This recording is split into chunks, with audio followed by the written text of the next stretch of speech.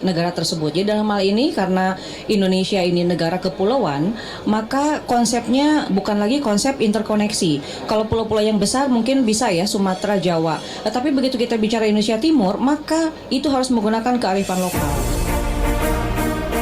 Simak pembahasan topik yang menjadi isu terkini dalam dialog Hai Bali Kenken jam 9 hingga jam 10 pagi di Pro 1 RRI Singaraja, siaran kanal informasi dan inspirasi. 97,9 FM, 101,2 FM, dan AM 1080 kHz Pro 1 RRI Singaraja, kanal informasi dan inspirasi. Hai Balikan Ken, edisi akhir pekan ini pendengar Sabtu 20 Juli 2024 menemani ruang dengar Anda, dan seperti yang sudah kami informasikan bahwasannya kita akan sharing seputar topik langkah strategis Polsek Celukan Bawang perangi judi online dan narkoba. Telah hadir narasumber di studio Pro 1 Kapolsek Celukan Bawang, Bapak AKP Iketut Anante SH. Om Swastiastu, selamat pagi Komandan. Om Swastiastu, Mbak Ayu, selamat pagi. Iya, mohon maaf agak didekatkan dengan mic-nya ya Pak ya. Iya, supaya jelas kita mendengar suaranya. Apa kabar Bapak di akhir pekan ini? Astungkaro, baik Bu Ayu. Seperti yang tiang lihat juga fresh ya wajahnya Pak. Astungkaro. Bagaimana pelaksanaan tugas-tugas negara? Lancar, terkendali? Untuk sementara aman, lancar dan terkendali Mbak Ayu. Siap. Iya, bagaimana situasi terkini Bapak di wilayah Celukan Bawang? Baik, makasih Mbak Ayu. Jadi untuk situasi terkini Polsek Celukan Bawang aman, lancar, masyarakat bisa melaksanakan aktivitasnya sesuai dengan kewajiban masing-masing. Aman lancarnya itu seperti apa Bapak, bisa diuraikan mungkin? Baik, sekali aman kalau kita lihat dari segi kriminalitas yang ada di sana, tentunya selama ini kita ada satu laporan terkait dengan pencurian, sementara kita masih melakukan penyelidikan, sedangkan kasus-kasus yang menonjol yang lainnya itu tidak ada. Nah dari situ kita bisa mengambil kesimpulan bahwa untuk sementara situasi Kamtibmas Polsek Celukan Bawang aman dan terkendali. Ya, Polsek Celukan Bawang mewilayahi berapa desa Bapak? Baik Mbak Ayu, untuk Polsek Celukan Bawang kita dikasih 4 wilayah karena walaupun kita sebenarnya Polsek kawasan ya, yang seharusnya memang di sekitar kawasan pelabuhan Celukan Bawang. Tetapi kebijakan daripada pimpinan bahwa kita untuk Polsek Celukan Bawang diberikan 4 desa, yaitu Desa Tukar Sumage, Desa Tingo-Tingo, Desa Pengulon, dan Desa Celukan Bawang itu sendiri Mbak Ayu. Itu dengan jumlah penduduk berapa? Jumlah penduduk kalau kita ngelihat secara keseluruhan hampir 20 ribuan lah ya, karena untuk Tukar Sumago aja itu hampir 6 ribuan itu. Hampir 20 ribuan lah secara keseluruhannya itu begitu. Oke, hampir 20 ribuan. Ini menjadi komandan ya dari 4 desa yang Bapak pimpin begitu ya. Berarti bisa dikatakan dengan 4 desa tersebut kategori aman dari tindakan kriminalitas Pak. Astungkaro untuk sementara, dan mudah-mudahan juga untuk selanjutnya selalu aman Mbak Ayu. Tapi sampai saat ini yang namanya kasus-kasus, karena ini topiknya terkait dengan perjudian online ataupun narkoba, itu seperti apa Bapak? Baik Mbak Ayu, jadi dapat kami gambarkan di sini bahwa fenomena judi online dan narkoba ini akhir-akhir ini sangat meresahkan ya, sangat meresahkan di kalangan masyarakat karena begitu banyaknya masyarakat yang cenderung terlibat di dalam permainan judi online maupun terlibat dalam penggunaan narkoba itu sendiri.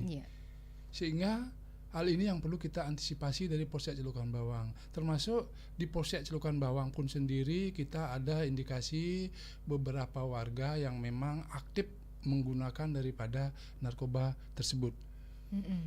Berarti sudah teridentifikasi Pak ya, ada beberapa warga, tidak hanya itu warga Celukan Bawang atau mungkin ada beberapa warga lain di 4 desa yang Bapak wilayahi? Memang untuk sementara ini yang kita sasar untuk warga Celukan Bawang dan sekitarnya ya. Dari hasil beberapa sweeping maupun tes urin yang kita laksanakan terhadap warga yang memang dicurigai sebagai pengguna narkotika, dari hasil tes urin yang kita laksanakan dengan menggunakan tes kit tersebut ada beberapa yang positif, dan itu pun sudah kita arahkan untuk dilaksanakan asesmen di BNK Buleleng. Oke, itu sweepingnya menyasar kemana saja Bapak? Jadi setiap desa yang ada indikasi warganya terlibat dalam penggunaan narkoba, tentu kita sasar semua. Sehingga nanti kita ingin bahwa warga Celukan Bawang dan sekitarnya itu memang benar-benar bisa bebas daripada penyalahgunaan narkoba dimaksud. Sasar semua itu maksudnya termasuk ibu rumah tangga atau hanya para pekerja proyek? Jadi kalau ibu rumah tangga untuk sementara karena memang indikasinya belum ada yang gini ya, yang kita sasar itu mungkin tempat-tempat hiburannya, termasuk security yang ada di sekitar Celukan Bawang, karena di sana kan banyak pekerja-pekerja daripada pelabuhan yang mungkin karena kebutuhan dia atau karena pergaulan mungkin dia ada indikasi sebagai pengguna narkotika, ya kita tetap sasar semua. Dan mungkin kedepannya juga kita akan sasar terkait dengan supir-supir truk, karena di sekitar Bombong itu ada tempat mangkal daripada supir truk tersebut. Yang tidak menutup kemungkinan juga karena ini supir-supir Jawa Bali ya. Iya, iya. Berarti bukan warga di sana gitu ya? Bukan warga di sana aja, semua warga yang ada indikasi selaku pengguna narkoba kita akan sasar semua nanti Mbak Ayu. Oke, berarti ini yang diketemukan masih bisa dikatakan sifatnya sebagai pengguna ya Pak? Iya, untuk sementara dari hasil interogasi kita juga, dari pengakuannya juga bahwa memang hanya sebatas sebagai pengguna saja. Iya. Bisa diinformasikan para pengguna ini dari mana mendapatkan barang haram tersebut? Jadi dari hasil yang kita lakukan beberapa hari ini bahwa pengakuan daripada para pengguna ini lebih condong, lebih banyak dapatnya ke Sidotapo langsung. Ke Sidetapo. Di desa Dari Sidotapo. Oke. Yang lebih banyak mengakunya memang karena dia untuk akses mendapatkan sisa Celukan Bawang tidak ada, dan demi keamanan sesuai dengan pengakuannya dia itu lebih banyak mencarinya ke desa Sidotapo. Nah itu berdasarkan hasil interogasi kita terhadap para pengguna-pengguna itu Mbak. Oke. Ini para pengguna profesinya apa Pak? Jadi profesinya itu ada macam-macam ya, ada yang memang security, ada yang Mohon maaf, itu security di mana Pak? ada di security sana. Oh, Saya tidak yang menyebut pekerja. nama Oke, siap. perusahaannya, kalau kita sebut salah lagi nanti. Dan ada juga memang yang tidak ada kerjaan dia. Tidak ada kerjaan, nganggur, dan untuk menghilangkan kepenatan sesuai dengan alasannya dia ya, menghilangkan stres, akhirnya dia menggunakan narkotika itu sendiri. Berarti bisa dikatakan hanya sebagai selingan gitu Pak ya? Iya, hanya selingan lah gitu. Oke, baik. Menurut Pak Kapolsek, dengan tertangkapnya para pengguna tersebut bisa berkembang nantinya Pak? Ada identifikasi nggak dari Polsek Celukan Bawang? Langsung harus sih kita sudah berkoordinasi dengan Sat Narkoba Polres dalam hal ini, karena memang bidangnya Sat Narkoba, sedangkan kita kan sebatasnya hanya sebagai pembantu daripada narkoba untuk sama-sama memerangi daripada narkoba tersebut ya. Jadi kita sudah berkoordinasi, mungkin nanti kita bisa kembangkan. Nanti memang Polres juga sudah getol melakukan ini ya, dengan Gua Polengnya itu sudah getol melakukan upaya pemberantasan daripada narkoba, di mana tempat-tempat yang diperkirakan menjadi peredaran narkotika itu sudah disasar oleh Polres, termasuk di Sidotapo kan seperti sudah informasi yang rame di TikTok kan, bagaimana tim Gua Poleng itu bekerja sampai nanti pengungkapan yang di Sidotapo itu. Dan sampai sekarang Aslungkare untuk Sidotapo sudah mulai agak kondusif dia. Seiring dengan berjalan waktunya juga nanti kita berharap Sidotapo itu memang benar-benar nanti bebas dari narkotika, sehingga kita di Buleleng ini bisa terlepas dari zona merah lah. Kalau orang bilang itu kan Buleleng ini zona merah narkoba kan. Nah ini yang harus kesan ini, image ini yang harus kita hilangkan, yaitu dengan secara intensif, secara masif kita maupun dari Polres maupun Polsek diperintahkan untuk sama-sama kita memerangi daripada narkoba tersebut. Iya, oke. Atau mungkin intens dari Polsek Celukan Bawang melakukan edukasi sambang ke warga Bapak terkait dengan peredaran bahaya narkoba ini. Ya, untuk kita antisipasi seperti itu kita tetap lakukan, kita selalu mengedukasi daripada masyarakat terkait dengan bahaya narkoba itu Mbak. Karena kalau kita lihat ya, kebetulan saya juga lama berkecimpung di bidang narkotika, kita hampir 20 tahunan lah. Sebelumnya di bidang narkotika di Polda, di Polres Kelungkung, Polres Tabanan, saya lebih banyak berkecimpung di narkoba. Kita tahu benar apa dampak daripada narkoba itu luar biasa. Yang utamanya ya bagi diri sendiri dulu lah. Bagaimana pada saat seseorang sudah dalam taraf ketergantungan, bagaimana dia kesehatannya dia. Karena saya pernah menangani orang dari Gianyar pada saat dia sudah ketergantungan itu luar biasa. Bagaimana dia pada saat masa dia harus menggunakan, dia tidak bisa menggunakan itu, waduh, ngeri kalau saya ngelihatnya. Yang ngerinya itu seperti apa, Pak? Iya, itu yang kita antisipasi terkait dengan peredaran narkotika itu. Jadi luar biasa dampak daripada penyalahgunaan narkoba itu bagi kesehatan utama, yang kedua tentunya bagi dari segi harta ya.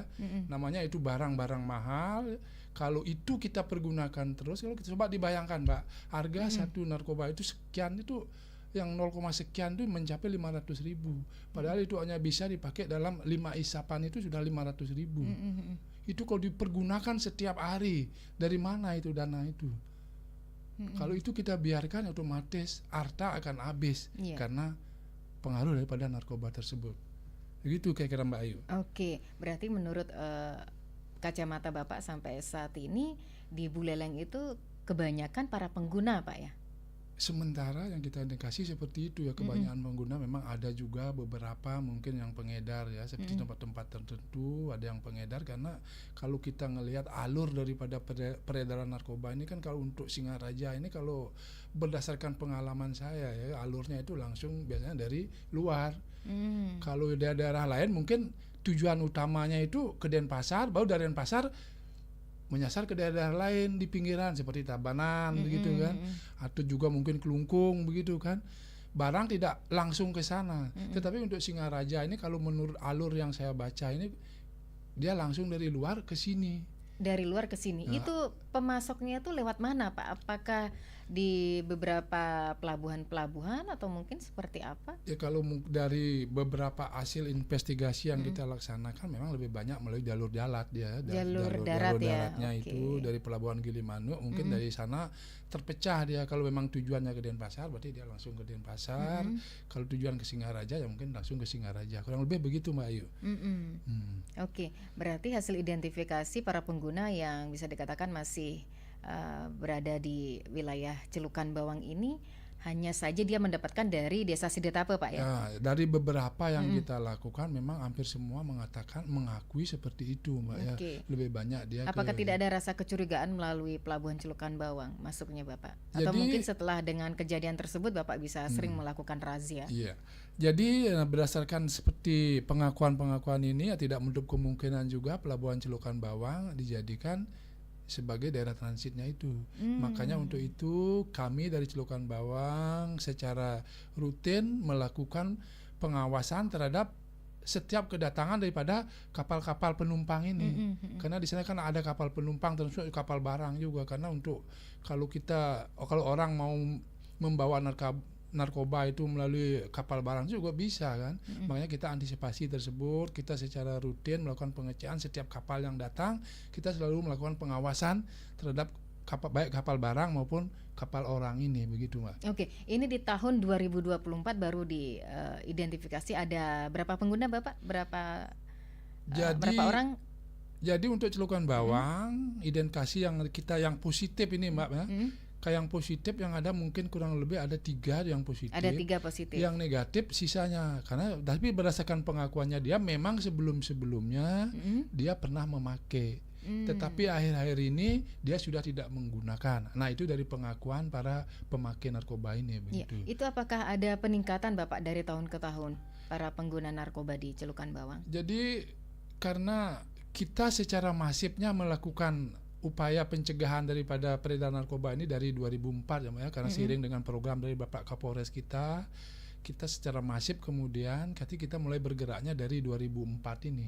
2003 memang pernah kita melakukan seperti itu, tapi tidak terlalu masif sehingga kita hanya dapat beberapa orang yang dicurigai selaku pengguna. Terkait dengan peningkatan para pengguna, saya kira karena memang situasi dan kondisi, mungkin karena dia sudah tidak ada uang lagi untuk membeli, jadi masih stagnan terhadap orang-orang itu saja. Belum adalah ke pemain-pemain baru, ke pengguna-pengguna baru daripada narkoba tersebut. Oke, itu baru dari sudut pandang narkoba. Kalau perjudian online bagaimana Bapak? Masih dikatakan aman ya di 4 desa yang Bapak wilayahi? Baik, untuk kita di Celukan Bawang untuk judi online memang ya ada beberapa informasi mungkin ya sana yang memang terlibat ke dalam judi online ini ya. Karena memang untuk pengungkapan judi online kan tidak sama kayak kita mengungkap tajian ya, karena tajian itu secara nyata kita lihat kan. Karena judi lain itu kan memakai HP kadang-kadang dia ya. Iya. Jadi kesulitan kita di sana, tetapi indikasi para pemain ini ada. Ada indikasi ya Pak Ada ya? indikasi, Oke. mungkin nanti kita akan melakukan penyelidikan lebih lanjut dengan cara-cara kita sehingga kita bisa mengungkap daripada para pemain judi online tersebut. Oke, Mbak. kira-kira seperti apa caranya Bapak? Karena kan beda ya upaya penanggulangan atau memberantas narkoba dengan upaya untuk pencegahan judi online. Jadi kalau dari upaya kita untuk mengurangi judi lain ini, kita berusaha kadang-kadang memancing, Mbak ya, memancing daripada kira-kira siapa yang indikasi sebagai pengedar pengedar judi online ini. Nah dari sana kita berusaha memancing sehingga kita mengetahui sistemnya dia seperti apa, karena memang lebih banyak ini kan sistem bermain lewat HP kan, Mbak ya. Jadi lewat HP dicatat di sana, kemudian nanti kalau keluar kalau memang dia nomornya kena nanti dikirim langsung melalui rekening kan, begitu biasa pola mainnya seperti itu kan. Nah ini yang perlu kita pelajari lebih lanjut dengan teknik-teknik dan cara-cara tertentu, karena kini memang harus IT yang berjalan ini kan begitu ya. Dengan kita masih konvensional di sana kan. Nah ini yang mungkin nanti ke depannya cara-cara seperti ini yang nanti kita pelajari lebih lanjut sehingga kita nanti bisa mengungkap daripada peredaran judi online tersebut. Oke, Pak. apakah tidak menutup kemungkinan membuka hotline layanan pengaduan bagi masyarakat kira-kira yang menemukan langsung bisa mengadukan hal tersebut ke Polsek Celukan Bawang, atau seperti apa Bapak mekanismenya? Nanti kalau hotline pengaduan kita sudah siapkan untuk di Polsek ya. Oh, sudah berarti ya, disiapkan Pak, ya. semua. Iya. Nanti bagi masyarakat mungkin yang mengetahui tentang itu silakan diadukan dengan nomor yang sudah kami siapkan di Polsek, nanti biar kita bisa untuk menindaklanjutinya. Oke, berarti ketika ada yang melakukan pengaduan tersebut, tapi kan di privasi ya Pak ya? Siap, nanti Oke. kita privasi semua. Nanti itu kalau masalah nanti keselamatan mungkin kan, nah makanya kita benar-benar amankan itulah gitu. Iya, ya apalagi kalau kita baca dari beberapa laman website Pak ya, ini yang namanya perjudian online atau daring di Indonesia ini sangat-sangat bisa dikatakan memprihatinkan begitu Iya, Pak ya. benar. Kami juga baca dari laman kompas.com begitu. Dari Kabareskrim Polri Komjen Wahyu Widada juga mengatakan ini pelaku perjudian online bisa dikatakan sudah sangat banyak ya. Ada sekitar 2,37 juta pemain Pak. Iya, benar. Itu judi online yang sudah menyasar dari berbagai kalangan umur begitu iya. Bapak. Ya, bagaimana komentarnya Pak? Iya, kalau memang kita perhatikan ya apa yang disampaikan oleh Bapak Kabareskrim, kebetulan saya juga menyimak benar ini kan, beliau mengatakan kurang lebih 2 juta masyarakat Indonesia yang secara aktif terlibat dalam perjudian online tersebut ya. Seperti yang beliau katakan, jika kita melakukan penindakan terhadap 2 juta orang ini, bayangkan 2 juta yang harus masuk ke dalam penjara kan, begitu beliau katakan kan. Jadi jarak efektif yang mungkin bisa dilakukan untuk mencegah daripada perjudian online ini yaitu dengan memutus situsnya itu. Itu yang utama sebenarnya kan. Kalau kita pelajari juga memang harus seperti itu ya. Situs-situs judi yang ada, yang kalau kita baca datanya itu kurang lebih jutaan situs judi yang beroperasi aktif. Bisa dibayangkan masyarakat kita disuguhi dengan jutaan daripada situs judi. Dia bisa dengan leluasa untuk memilih daripada jenis judi yang dia inginkan. Berarti itu salah satu jalan keluarnya Pak ya? Iya, jalan keluarnya yang paling efektif untuk menurut kita ya, dengan memutus situsnya ini. Dengan memblok dia, mungkin nanti bagaimana usaha daripada pemerintah untuk bisa kira-kira menghapus atau memblok daripada situs tersebut. Sepanjang situs ini mungkin masih ada, harapannya masyarakat tuh pasti akan terus untuk mengikuti judi online itu ya. Ibaratnya kalau sudah situs tidak ada, apa yang mau diginikan kan tidak ada kan. Sama kayak tajian kan, kalau sepanjang tajian itu ada pasti akan tetap orang ke tajian iya, kan. Kalau sudah tajian tidak ada, otomatis kan tidak ada ya, mungkin permainan lain yang ada kan begitu.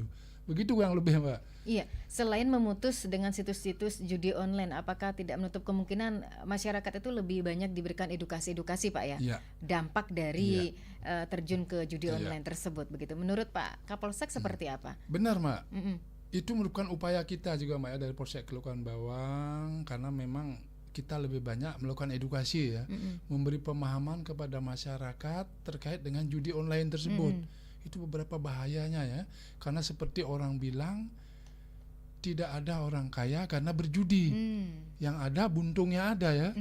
Seperti yang lebih gini lagi, lebih ekstrim lagi, kalau berjudi-judi itu harapan kayanya ada, tapi miskinnya sudah pasti. Nah itulah yang kita edukasi kepada masyarakat, sehingga masyarakat itu benar-benar menyadari bahwa dengan berjudi itu bukan cara untuk instan untuk menjadi kaya, tapi yang bisa orang menjadi kaya itu karena kerja ya. Kalau judi itu kan sifatnya untung-untungan, dia kalau kita pas lagi untung bisa kena, tetapi lebih banyak tidak untungnya. Sampai-sampai nanti kalau memang sering tidak untung, otomatis kita pada saat tidak punya uang, kita masih berjudi, otomatis kita menjual warisan kita. Nah itu yang banyak terjadi di masyarakat. Nah inilah yang kita edukasi daripada masyarakat tersebut, sehingga benar-benar paham bahwa judi itu tidak ada menguntungkan, yang merugikan itu pasti. Oke, Kurang lebih begitu, setelah Mbak. Bapak melakukan edukasi, apa feedback dari masyarakat Bapak? Atau mungkin ada yang hanya sekedar, oh itu hanya selingan dan sebagainya. Bagaimana komentar dari masyarakat? Jadi masyarakat sebagian ada yang menyambut baik ya, namanya kita mengedukasi ya, kadang-kadang ada yang setuju, ada yang tidak kan begitu kan. Ada yang menyambut baik daripada apa yang kita sampaikan, ada juga yang masih tetap berkecimpung di bidang judi tersebut gitu kan. Artinya kita sudah berusaha menyampaikan makna apa tuh gininya judi itu. Kalau diterima, harapan kita sih bisa diterima ya Mbak ya, biar masyarakat itu bisa benar-benar berubah, tidak terlibat dalam perjudian. Karena dengan tidak begitu, otomatis nanti kalau masyarakat sudah bisa hidup tentram tanpa judi, otomatis situasi Kamtimas juga berpengaruh ya Mbak ya, berpengaruh besar. Karena dari judi itu dampaknya kan kemana-mana remetannya itu kan, bisa secara dari kriminalnya, dari ekonominya. Nah itu yang harapan kita yang ke sana nanti gitu Mbak. Oke. Berarti ada saja masyarakat yang masih kekeh dengan pendiriannya. Kalau dengan terjun ke judi online itu bisa bikin kaya begitu Pak? Itu masih ada lah ya? masyarakat yang kekeh dengan pendiriannya dia begitu. Oke. Itu bagaimana upaya dari Polsek Celukan Bawang untuk menyadarkan masyarakat seperti itu Bapak? Mindset mereka seperti itu. Ya tetaplah kita mengedukasi terus ya. Kita tidak, dan intinya tidak ada bosan-bosannya untuk tetap melakukan pendekatan secara kekeluargaan mungkin ya, dengan keluarganya langsung atau dengan yang bersangkutan langsung. Kita ngobrol-ngobrol lah, inilah memberikan pemahaman kepada masyarakat ya. Karena itu yang lebih utama kalau menurut saya, lebih banyak kita mengedukasinya itu begitu. Nah itu aja kurang lebih Mbak. Oke, apakah ada pasalnya ya Pak ya? Jadi, ketika Bapak sudah menemukan salah satu warga atau beberapa warga melakukan judi online tersebut. Jadi aturan ini sudah jelas ya Mbak ya, seperti yang ada dalam pasal 303 KUHP itu sudah diatur jelas di sana, termasuk ancaman hukumannya juga 10 tahun dan denda maksimal 25 bagi yang melakukan perjudian tersebut. Yang melakukan, yang menyediakan tempat untuk dilakukan ya sama hukumannya seperti itu Mbak. Oke, berarti kena pasal 303 Pak ya? Iya, benar Mbak. Baik, kita juga menantikan atensi Anda pendengar di 24644 atau bisa ke WA Pro 1 di 081139999790, pemirsa YouTube di RRI Singaraja Official ya. Atau Anda juga bisa berkomentar melalui Facebook RRI Singaraja dalam dialog interaktif Hai Balikenken edisi hari ini ya, Sabtu 20 Juli 2024 seputar topik langkah strategis Polsek Celukan Bawang perangi judi online dan juga narkoba. Mohon izin Pak Kapolsek sudah berdering di 24644, kita sapa penelpon. Selamat pagi. Selamat pagi. Ya, nggih, suhu saya niki. Wah, kalau ibu-ibunya dengan Ayu Sundari Pak Narde. Inggih, ampura niki volume radionya Bapak ya, ampun, supaya tidak feedback, cukup monitor lewat handphone nggih. Ini Bapak Kapolsek yang saya hormati dan betul-betul yaitu melakukan edukasi di samping juga memberantas tindak pidana yaitu narkoba, di samping juga tambahan baru lagi yaitu dalam bentuk yaitu judi online.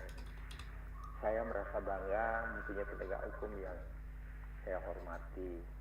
Hanya saya sedikit bertanya Bapak, Iya Pak. yaitu mengenai dalam kegiatan kita, terutama sekali di dalam memberantas tindak pidana korupsi, bukan tindak pidana korupsi ya, tindak pidana narkoba.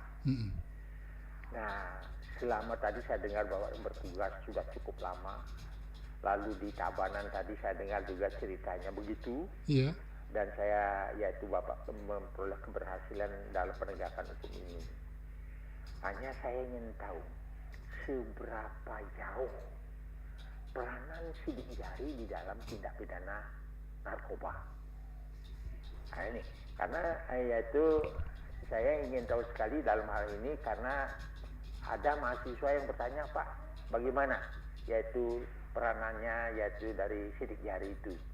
Tapi mungkin saja Bapak yaitu dengan pengalaman Bapak sebagai penegak hukum, peranan sidik jari itu yaitu sangat penting.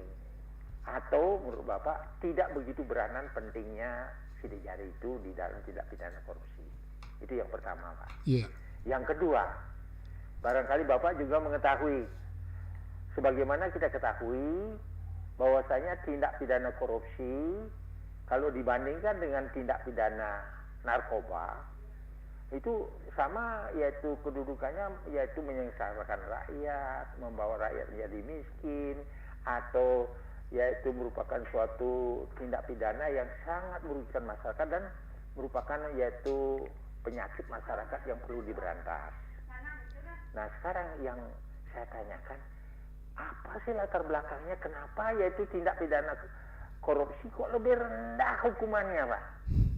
Ini yang saya ketahui dan saya ingin tahu sekali, barangkali Bapak dengan pengalaman-pengalaman itu bisa mengetahui apa sih sebabnya yaitu tindak pidana korupsi itu, korupsi 3 miliar itu hanya dihukum 3 tahun. Sedangkan narkoba hanya 1 on. 10 tahun. Kalau dibandingkan harga misalnya 3 miliar itu, ini 1 on barangkali tidak tahu seharganya. Itu. Tapi saya kira itu lebih rendah harganya narkoba itu kalau dibandingkan dengan tidak berkorupsi, yaitu 1 miliar itu. Apa sih latar belakangnya, Bapak, yaitu pemahaman Bapak yaitu dari segi perundang-undangannya itu? Karena undang-undangnya sudah menetapkan begitu. Lalu bagaimana pandangan Bapak dari segi latar belakangnya itu? Kenapa terjadi perbedaan yang tendensius yang sangat luar biasa bedanya? Wantas apa nih ke Bapak? Siap. Semoga Bapak bertugas berhasil dengan bagus dan saya dukung sebagai warga negara yang taat dengan peraturan, taat dengan kewajiban-kewajiban kita sebagai warga negara yang mewujudkan masyarakat adil, makmur, gemah, ripah, lohjina, witata, tentrem, kertaraja. Suksema. Baik, Suksema, bagus sekali apa yang disampaikan oleh Pak Narde. Ini pengamat ya, pakar hukum ini, Pak Kapolsek. Sepertinya sinkron dengan beberapa terobosan-terobosan ataupun tugas-tugas kepolisian ya, dengan menggandeng beberapa pakar hukum yang ada di Buleleng. Baik, sebelum ditanggapi apa yang menjadi pertanyaan Pak Narde, mungkin selain Pak Narde ada pendengar lain yang ingin beratensi kembali di 24644 atau bisa ke WA Pro 1 di 081139999790. Pemirsa YouTube bisa ke channel YouTube ya di RRI Singaraja Official. Ada Pak Saliman Lengkong. Waalaikumsalam Bapak atas say hello-nya di YouTube. Pak Mardika Seputra. Bukan hanya warga sekarang, pegawai, pejabat, anggota dewan perlu tes narkoba. Siapa tahu ada yang terindikasi. Semangat anggota kepolisian, ini salah satu support ya. Dan dari Mang Agus, semangat terus kepolisian perangi judi online dan juga narkoba. Sebelum ditanggapi, mohon izin Pak Kapolsek, bagaimana kalau kita jeda sejenak? Siap. 97,9 FM, 101,2 FM, dan AM 1080 kHz, Pro 1 RRI Singaraja, kanal informasi dan inspirasi.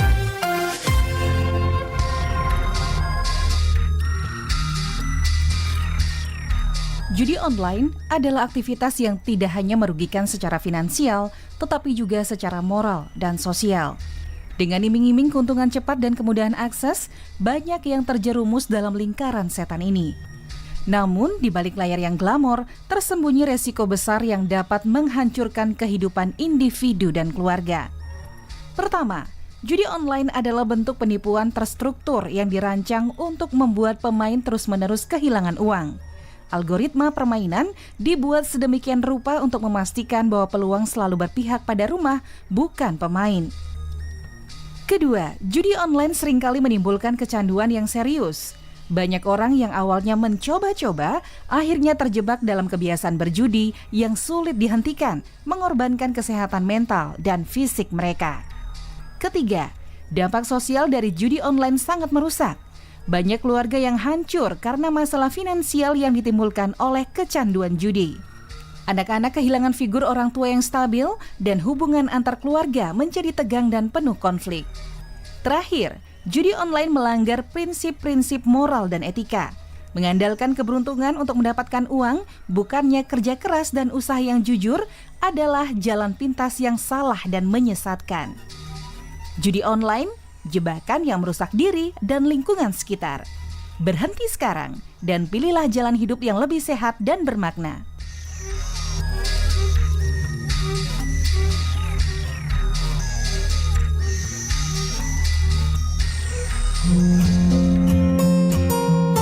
Hai, aku Firsa. Dulu aku bahagia banget. Mama dan papa selalu bersamaku. Ada canda, tawa setiap hari. Tapi lama-kelamaan papa mama sering bertengkar. Sampai suatu hari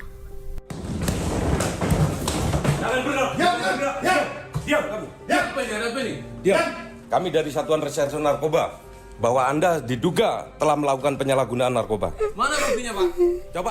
papa salah jalan. Dia memilih narkoba sebagai temannya. Sekarang kebahagiaanku hilang.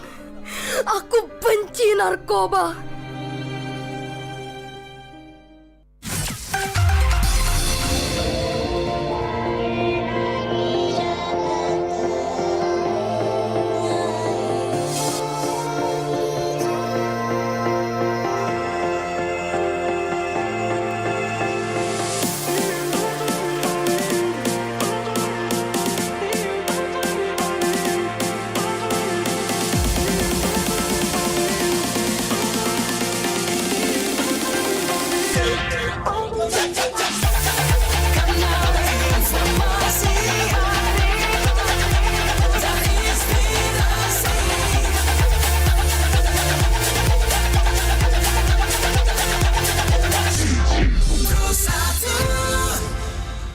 Langkah strategis Polsek Celukan Bawang perangi judi online dan narkoba. Pendengar, sharing topik kita akhir pekan ini dalam dialog interaktif Hai Balikan Ken bersama narasumber Kapolsek Celukan Bawang Bapak AKP Ketut Anante SH.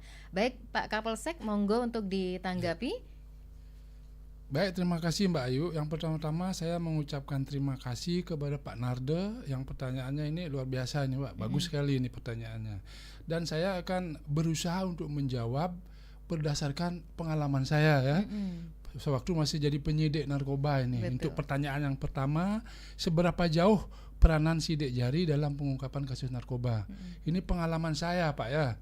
Bahwa saya pernah, kalau Bapak masih ingat dengan kejadian di tahun 2000 antara 2003-2006 itu Pak, kami menangani kasus Bali 9, terkenal dengan Bali 9 ya, karena itu jaringan narkoba dari Australia ke Indonesia. Waktu itu kita melakukan penangkapan di Kuto.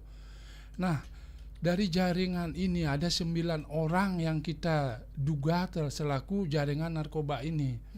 Kita menemukan 8 orang yang memang ada barang buktinya, sedangkan satu lagi ditemukan koper tersebut kosong. Ada bekas-bekas, cuma ada bekas-bekas di koper tersebut, sehingga kita susah yang menentukan peranan dari satu orang ini waktu itu. Nah kemudian pada saat kita periksa secara teliti daripada koper tersebut, ternyata ada sidik jarinya. Nah dari sidik jari inilah kita angkat, kita bawa ke lapor. Ternyata dari hasil sidik jarinya itu identik dengan yang satu orang ini, yang tidak ada barang bukti ini, yang memang ini selaku godfather-nya dia, selaku pemimpin daripada organisasi waktu itu. Kalau nggak salah namanya itu MY ya, Miuran kalau nggak salah itu namanya itu waktu itu kan, waktu kita tangani itu. Nah dari hasil sidik jari ini ternyata identik dengan sidik jarinya dia. walaupun kemudian ini orang tidak ada barang bukti, sehingga dari hasil temuan sidik jari ini kita berani mengangkat orang itu. Dan dari hasil sidang pengadilan memang diputus orang itu bersalah dalam satu jaringan tersebut, sehingga semua kena daripada hukuman penjara waktu itu. Nah, inilah yang membuktikan betapa pentingnya peranan sidik jari tersebut dalam pengungkapan kasus narkoba tersebut. Kita tidak hanya terpaku terhadap barangnya saja, karena seiring dengan perkembangan waktu, tidak semua orang yang membawa barang, yang menyimpan barang, yang memiliki barang secara langsung. Kadang-kadang pada saat kita melakukan penggeledahan tidak ditemukan barang, tetapi kita menemukan barang bukti yang lain yang kita bisa pakai untuk menuntut orang tersebut. Oke. Sehingga ini bisa dikatakan metode sederhana ya, Pak Kapolsek ya. Iya. Itu sidik jari apakah menjamin ataupun merupakan cara yang mudah bisa memberikan sampel dalam tes obat, Pak? Sidik jari tersebut. Bagaimana? Sidik jari kan memang merupakan cara yang sangat mudah begitu ya, Pak ya. Dan sering digunakan oleh pihak kepolisian dan peneliti juga telah menunjukkan bahwa kontak dengan obat-obatan atau bahan lainnya itu diketahui dari sidik jari. Iya. Jadi menjamin Bapak dari sidik jari tersebut. Kalau memang ada keterkaitannya cukup menjamin, Mbak. Kalau memang ada keterkaitannya ya. Tapi kalau memang tidak terkaitan, kalau hanyalah sidik jari, tidak ada keterkaitan dengan kasus yang kita tangani, mungkin kita masih berpikir untuk menggunakannya, kan begitu kan. Tetapi kalau memang seperti itu ceritanya bahwa orang itu ada di sana, tetapi dia pada tidak ada barang, tetapi ditemukan koper. Setelah koper kita lakukan sidik jari, ternyata memang benar identik dengan barangnya dia, sehingga kita bisa meyakinkan bahwa ini memang benar terlibat dia, sehingga cukup menjamin untuk kasus yang seperti ini. Sepanjang ada keterlibatannya, pasti kita yakin bahwa memang menjamin untuk itu. Oke, baik. Apakah tidak ditindaklanjuti lagi dengan tes urin dan yang Oh, lainnya? tentu. Oh tentu, oke. Pasti tes siap. urin, tes darah kadang-kadang ya. Apabila kalau memang diperlukan sekali ya mungkin kita melakukan tes rambutnya maupun tes kukunya ya. Karena ini yang paling akurat ini ya.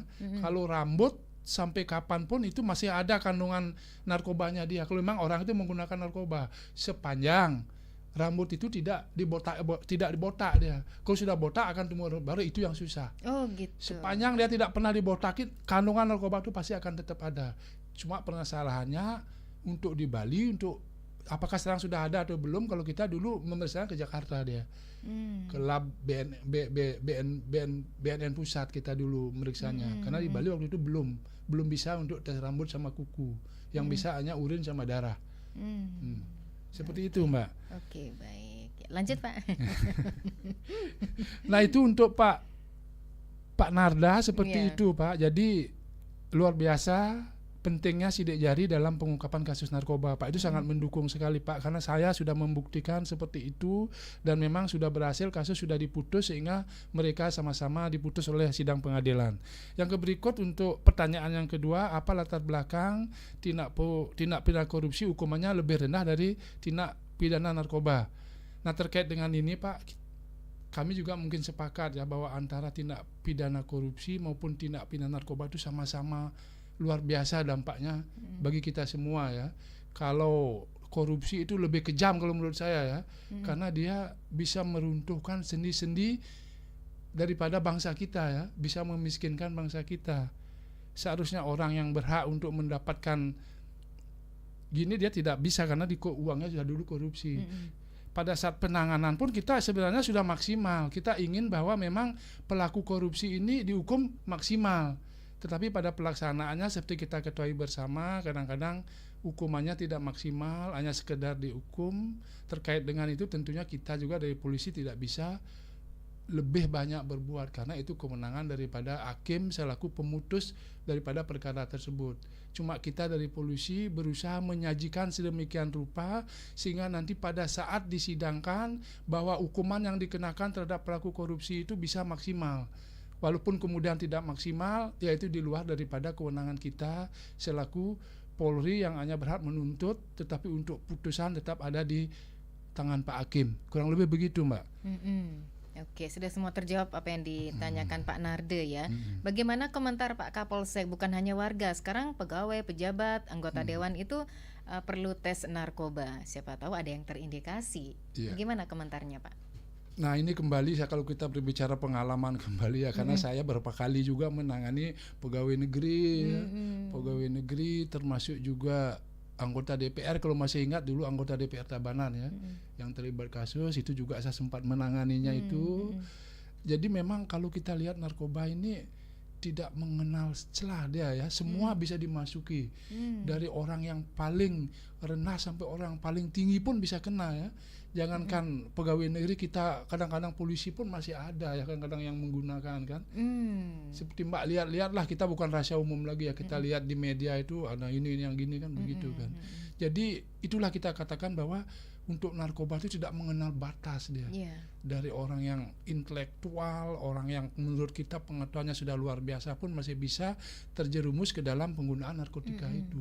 Maka itulah bahwa seperti saya katakan tadi bahwa celah atau batas narkoba itu tidak mengenal batasan dia. Siapapun bisa kena sepanjang dia tidak bisa untuk menahan dirinya itu. Pengendalian diri tidak ada, otomatis pada saat ada godaan dia akan terkena daripada narkotika tersebut.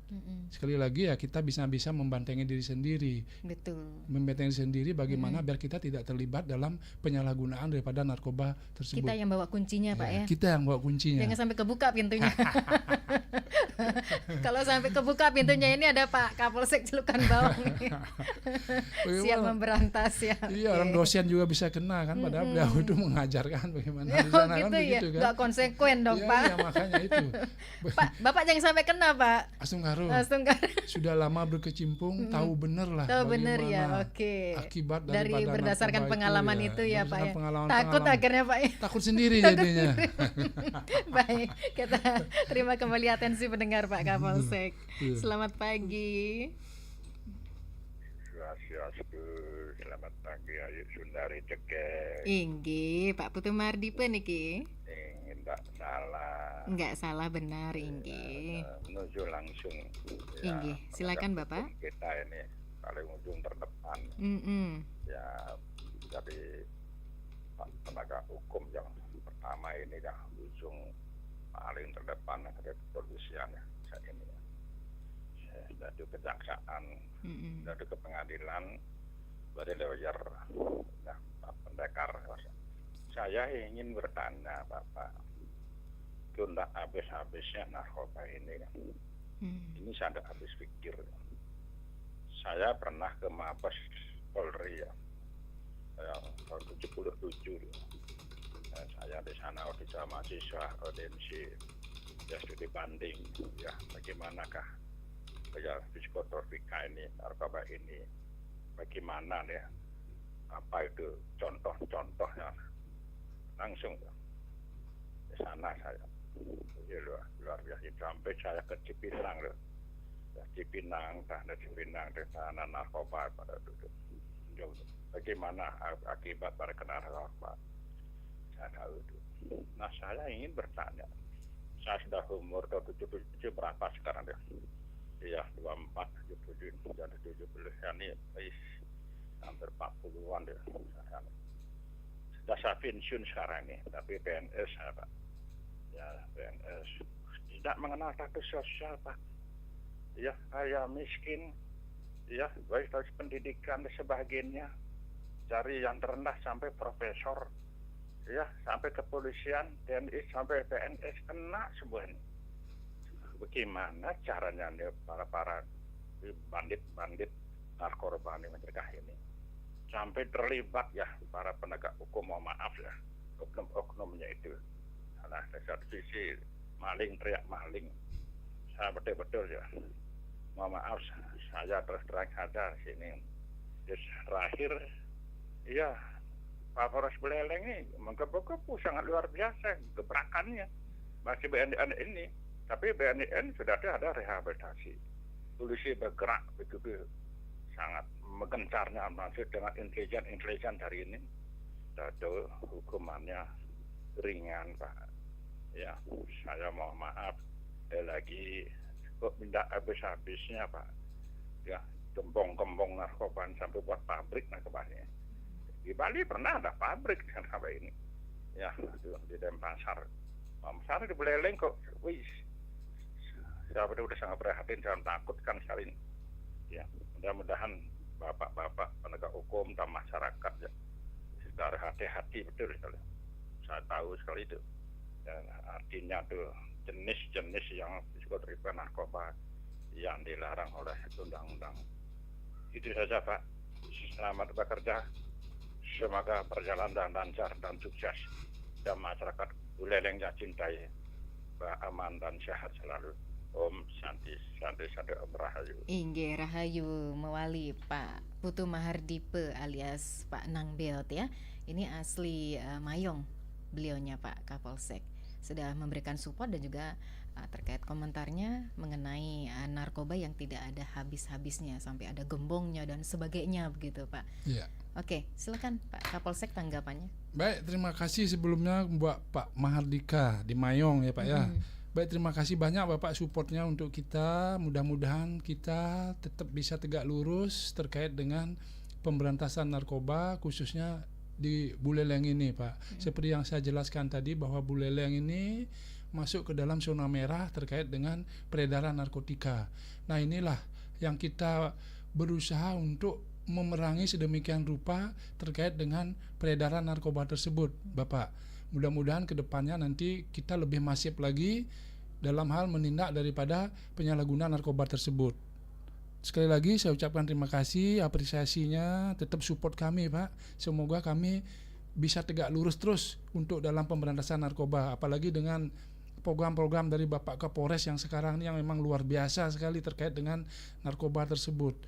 Karena beliau ingin bahwa Buleleng ini benar-benar bebas daripada peredaran narkotika. Oke, ya ada pertanyaan dari Ibu Putri di satelit terkait langkah-langkah yang efektif untuk menghindari narkoba itu seperti apa, Pak Kapolsek. Tapi sebelum dijawab kita terima atensi ataupun penelpon terakhir ya Pak ya karena keterbatasan waktu.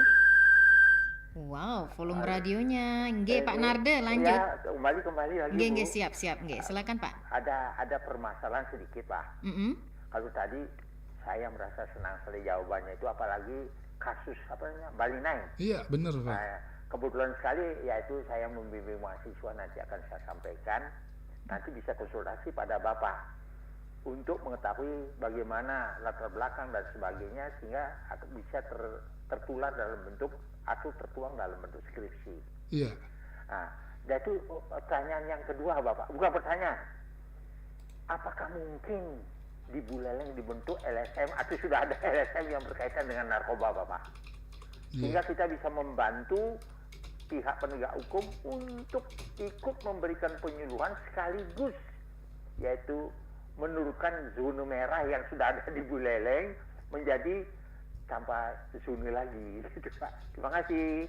Iya. Baik, terima kasih Pak Narde atas saran usulan bagaimana Pak Kapolsek mungkin didiskusikan dulu ya membentuk LSM ini terkait dengan narkoba karena ini merupakan salah satu tugas dari kepolisian, setidaknya LSM bisa membantu begitu ya Pak ya, menjembatani. Tapi nanti kan tugas fungsi dan perannya seperti apa, monggo nanti dari pihak kepolisian yang punya tugas membentuk LSM itu sendiri. Tapi tidak apakah memungkinkan Pak dengan adanya LSM untuk membantu tugas-tugas kepolisian dalam memerangi narkoba ini?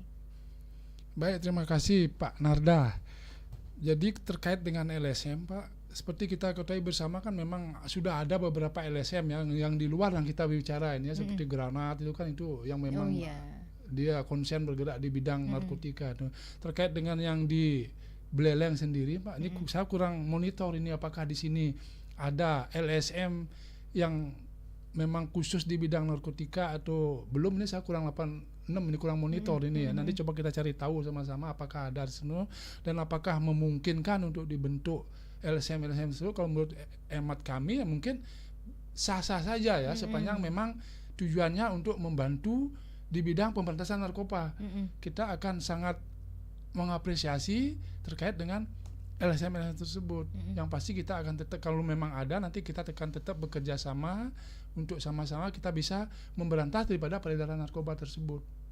Artinya kita tetap ya care lah kalau memang ada nanti LSM, kita bekerja sama dalam hal penanganan daripada narkoba tersebut. Oke, Mbak. ini merupakan satu catatan ke Bapak juga Iya, ya. Nanti iya. setelah dialog ini mungkin bisa didiskusikan dengan Iya. Pak Kapolres dan juga polsek-polsek lainnya, apakah memungkinkan ini dari Polres Buleleng sendiri punya terobosan baru nih membentuk LSM gitu ya. Atau kalau boleh saya sarankan Pak Nardo mungkin bisa langsung, karena ini kan memang untuk narkobanya ada sat tertentu yang menangani, itu mungkin bisa dikoordinasikan langsung Pak dengan Kasat Narkobanya Bulelengnya Pak. Oke, berarti Iya. tidak menutup kemungkinan Pak Narda sambang langsung ke Sambang Kasat langsung kan Narkoba. bisa. Oke. Sekalian audiensi ke sana lah, Oh, nanti baik. sekalian pengenalan bisa kayak gini, nanti lebih mendalamnya kan mungkin kasatnya yang lebih tahu terkait dengan itu, Bu. Oke, baik. Yang terakhir tanggapannya ke Ibu Putri, langkah-langkah efektif Bapak untuk menghindari supaya tidak kena narkoba. Baik, terima kasih banyak untuk Ibu Putri ini terkait langkah-langkah apa yang kita bisa lakukan agar bisa kita terhindar dari narkoba tersebut. Yang utama tentunya kita selalu mendekatkan diri kepada Tuhan Yang Maha Esa, sehingga kita dihindarkan dari hal-hal yang tidak baik. Karena apapun yang kita kerjakan, kalau memang tanpa restu daripada Tuhan mungkin ya tidak berhasil ya. Untuk itulah perlunya kita membentengi diri dengan keimanan, dengan meningkatkan serada kita kepada Tuhan Yang Maha Esa. Yang berikut, jaga pergaulan, karena Pinter-pinter pilih teman ya Pak. pinter-pinter pilih teman dalam hal ini ya. Karena dari bergaul banyak sekali orang terjerembab ke dalam penyalahgunaan daripada narkoba tersebut. Jadi pilihlah, walaupun kita teman sedikit tetapi yang berkualitas, itu yang lebih bagus daripada teman banyak tetapi menjerumuskan kita kepada hal yang lebih baik, tidak ada gunanya. Oke. Jadi selektif dalam memilih teman di era-era yang memang luar biasa bebasnya sekarang ini. Kita harus bisa selektif dalam memilih teman. Yang berikut, isi hidup dengan kegiatan yang bermanfaat, Dan positif yang ya, Pak, positif ya. tentunya ya. Kalau sudah kita melakukan kegiatan yang positif, sehingga kita tidak ada pikiran untuk kita melakukan hal-hal yang negatif, apalagi terjerat ke dalam narkotika. Nah, itu mungkin langkah-langkah yang paling aman, yang paling tepat untuk kita lakukan agar kita bisa terhindar dari penyalahgunaan narkotika. Itu Mbak. Oke, karena banyak Pak ya kasus-kasus ataupun fakta membuktikan begitu Pak ya, yang depresi, yang stres berat itu kan lebih baik ke psikolog, ngapain larinya ke narkoba gitu. Gitu ya Pak. Tapi ada juga yang hanya untuk dipakai selingan. Ini memang yang namanya sengumi Pak. Iya, senggumi. Selebengkah gen you. Iya, betul. Oke, karena keterbatasan waktu Pak Kapolsek mungkin bisa disampaikan himbauan seperti apa Bapak selaku Kapolsek Celukan Bawang. Ini lebih ke penekanan kepada seluruh ya masyarakat Buleleng, tidak memandang apapun profesinya terkait dengan pemberantasan judi online maupun narkoba. Silakan Pak Kapolsek. Baik, terima kasih Mbak Putri. Mbak Ayu. Mbak Ayu, mohon maaf ini. Baik, izinkan pada kesempatan ini saya selaku Kapolsek Celukan Bawang mengajak kepada seluruh masyarakat Buleleng khususnya untuk kita sama-sama membentengi diri agar kita tidak terjerumus ke dalam judi online maupun ke dalam penyalahgunaan narkotika itu sendiri. Mari kita pahami bahwa hidup ini singkat, kita isi dengan hal-hal yang positif. Kita jangan berpikir bahwa dengan judi kita bisa kaya, tetapi kita berpikir bagaimana kita membangun ekonomi kita sendiri sehingga kita bisa hidup sejahtera. Tidak ada, sekali lagi saya tekankan, tidak ada orang berjudi bisa kaya, tidak ada karena judi orang itu bisa kaya, tetapi harapan miskin itu ada. Untuk itu, hindari judi, mari kita isi hidup ini dengan hal-hal yang positif untuk kebaikan kita dan juga untuk kebaikan masyarakat di sekitar kita. Itu Mbak. Wah, luar biasa himbauan dan penekanannya ya. Pendengar, ini mudah-mudahan apa yang disampaikan oleh Bapak Kapolsek bermanfaat untuk kita semua. Karena apa? Ingat, kita harus menyongsong yang namanya generasi emas di tahun 2045. Terima kasih Bapak AKPI Ketut Ananto SH selaku Kapolsek Celukan Bawang sudah sharing-sharing dalam dialog interaktif Hai Balikan Ken terkait langkah strategis Polsek Celukan Bawang perangi judi online dan juga narkoba. Selamat bertugas kembali Bapak. Baik, dan terima kasih, salam Mbak Yu. sehat selalu. Pendengar, demikian dialog interaktif Hai Balikan Ken edisi akhir pekan Sabtu 20 Juli 2024. Terima kasih atas kebersamaannya dan sampai jumpa. 97,9 FM, 101,2 FM, dan AM 1080 kHz Pro 1 RRI Singaraja.